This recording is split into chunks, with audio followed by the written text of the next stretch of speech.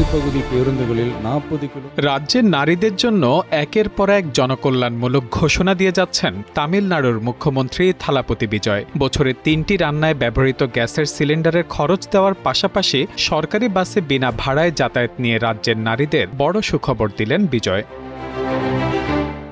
সোমবার রাজ্য বিধানসভায় এসব ঘোষণা দেন মুখ্যমন্ত্রী। অন্নপূর্ণী সুপার 6 প্রকল্পের আওতায় আগামী বছরের পোঙ্গল উৎসব থেকে বছরে 3টি রান্নার গ্যাসের সিলিন্ডারের অর্থ সরাসরি সুবিধাভোগীদের ব্যাংক হিসেবে দেওয়ার কথা জানিয়েছেন তিনি। এতে প্রায় 1,30,00,000 পরিবার সুবিধা ভোগ করবে। প্রকল্প বাস্তবায়নে বছরে 4,000 কোটি রুপির বেশি খরচ হতে পারে।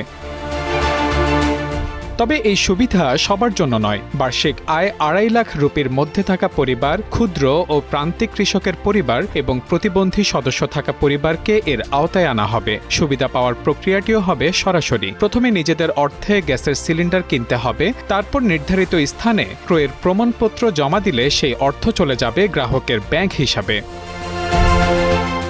এছাড়া আগামী 2 অক্টোবর থেকে বিভিন্ন শ্রেণীর সরকারি বাসে বিনা ভাড়ায় যাতায়াত করতে পারবেন রাজ্যের নারীরা। এর আওতায় থাকবে দ্রুতগামী ও বিলাসবহুল বাসও। আর দিনে কতবার বাসে উঠবেন তার উপরও থাকছে না কোনো বাধ্যবাধকতা।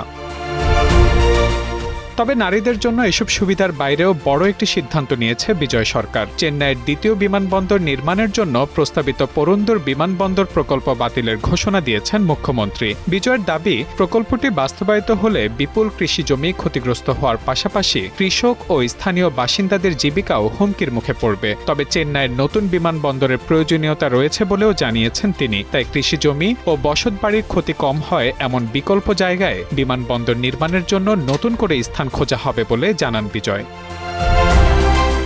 রান্নার গ্যাসে আর্থিক সহায়তা, নারীদের বিনা ভাড়ায় বাস ভ্রমণ আর কৃষি জমি রক্ষায় বিমানবন্দর প্রকল্প বাতিল, একসঙ্গে এই 3 সিদ্ধান্তকে বিজয় সরকারের বড় জনমুখী পদক্ষেপ হিসেবে দেখা হচ্ছে। সরকারের দাবি, নির্বাচনী প্রতিশ্রুতি পূরণের পাশাপাশি এসব উদ্যোগের লক্ষ্য সাধারণ মানুষের দৈনন্দিন খরচ কমানো এবং জীবিকা সুরক্ষিত রাখা। Mahmudul Hasan, Times today.